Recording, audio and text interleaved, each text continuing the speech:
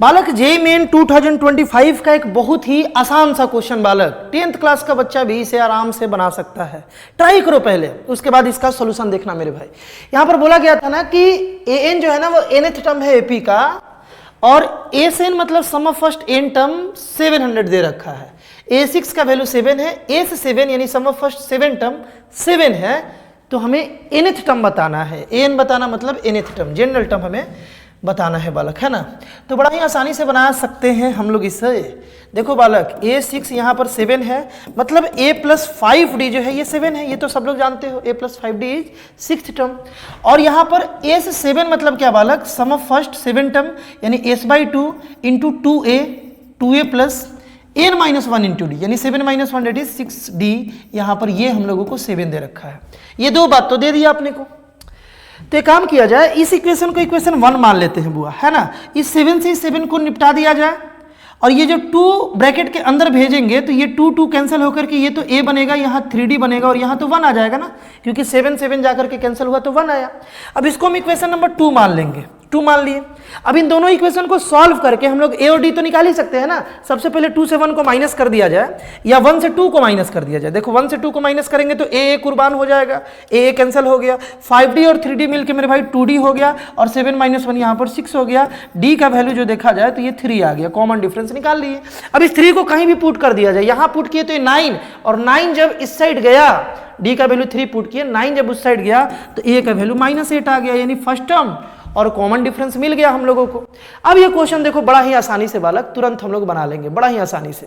क्या बोला गया है यहाँ पे, बोला गया है ना कि सम ऑफ फर्स्ट n टर्म 700 है, यानी कि n/2 इंटू 2a, यानी कि 2 इंटू कितना मेरे भाई, 2 इंटू -8, यहाँ -8 अब पुट कर लेना, और प्लस n-1 है ना, n-1 इंटू d कितना है अपने पास 3 है, और ये जो है अपने को बालक 700 दे रखा है। अब इस इक्वेशन को हमें सॉल्व करके n तक पहुंचना है, n तक पहुंचना है बालक। तो देखो इस 2 को अगर हम लोग इस साइड भेज दे तो ये तो 1400 हो गया ना, 1400 हो गया बालक, है ना। 2 को इस साइड भेज दिए, और ब्रैकेट में जब हम लोग इसको भेजे तो ये -16 था ना, तो -16n हो गया, यहाँ पर -16n हो गया। ठीक है भाई, आगे देखते हैं।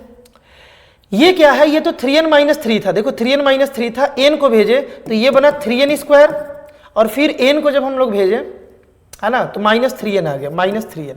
यहाँ तक हम लोग अभी तक बालक पहुँच चुके हैं, -3n, और 2 को तो इस साइड भेज दिए, और कोई डेटा तो यहाँ है नहीं बालक। अब देखो यहाँ पर इसको इस साइड लाते हैं तो ये बन गया 3n², और ये दोनों मिलकर के कितना हुआ -19n, और यहाँ पर कितना है बालक, इसको इधर लाए तो -1400 इज इक्वल टू 0। ये इक्वेशन क्रिएट हुआ अपने को बालक।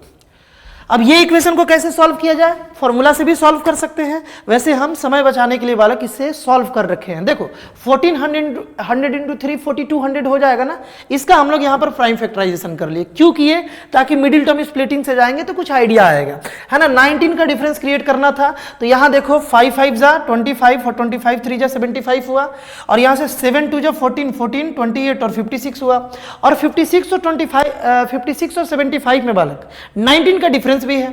तो इसलिए हम क्या किए, यहाँ पर ना -75n कर लिए मिडिल टर्म स्प्लिटिंग में, इसके बदले ये दोनों टर्म लिख लिए। और ये आइडिया कहाँ से आया, प्राइम फैक्टराइजेशन से, तो बचपन का मेथड है बालक। आगे देखते हैं, आगे यहाँ पर क्या किया हम लोग, कॉमन ले लिए, इन दोनों में 3n कॉमन लिए तो n-25, और यहाँ से 56 कॉमन लिए दोनों में, तो 56 n-25, क्योंकि 56 इंटू 25 यहाँ है ना, और इसका वैल्यू कितना क्रिएट हो रहा है बालक 1400।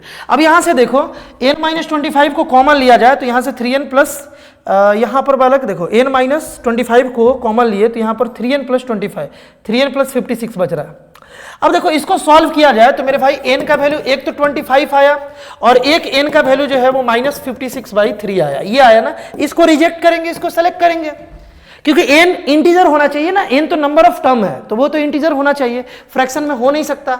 ये वैल्यू आया, यानी n 25 है, यानी कि ये जो भी क्वेश्चन है इसमें टोटल नंबर ऑफ टर्म मेरे भाई 25 था, और वही टोटल नंबर ऑफ टर्म जो था लास्ट वाला टर्म हमें बताना था, an बताना था। an बताना मतलब n का वैल्यू तो 25, a 25 बताना होगा, और a 25 कितना होगा मेरे भाई, a प्लस 24d होगा। अब इसे निकाल लो, क्या आंसर आएगा।